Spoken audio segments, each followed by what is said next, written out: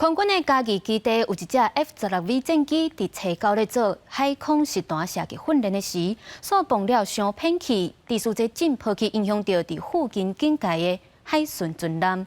但空军司令部是出来甲海巡会实的，嘛讲会搁加强训练。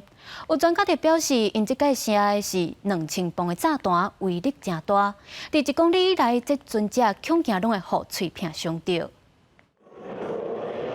F-16V 战机展示空中性能，不过却传出8月初9发生 F-16V 战机执行海空实弹射击训练，到2000磅通用炸弹无投入目标区，爆炸了后，震波影响负责操演海峡警戒的恒春海巡队一只35吨船，传出海巡队员丢青惊。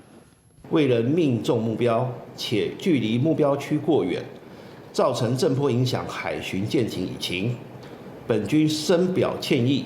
海巡署表示，人甲船拢平安。F-16V 唔会当挂载导弹的通用2000磅空对地飞弹，也会当挂载 AGM-84汽车反舰飞弹。伫空对空的部分，会当挂载 AIM-120、AIM-9X 空对空飞弹，佫会当同时进行空对空甲空对海的任务。退役 F-16飞官表示，2000磅炸弹威力不加大，碎片包含范围半径到1000公里远，若说船舰伫附近，人甲船拢会损伤。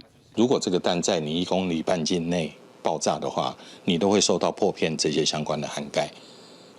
那海巡的船跟人是没有受伤的，它应该就是在这个1公里以外。不能因噎废食，因为这样把这个炸射的训练减少应该作为精进的改善之道。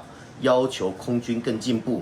用地表示，震波影响范围无法度估计，因为甲介质有关。那做导弹伫陆地、海面也是海面上的船舰，拢有可能无共。以较早经验来看，要震波进取目标区10公里外的玻璃。不过强调 F-16V 战机导飞弹不加准，呼吁空军检讨这届脱靶的原因。记者综合报道。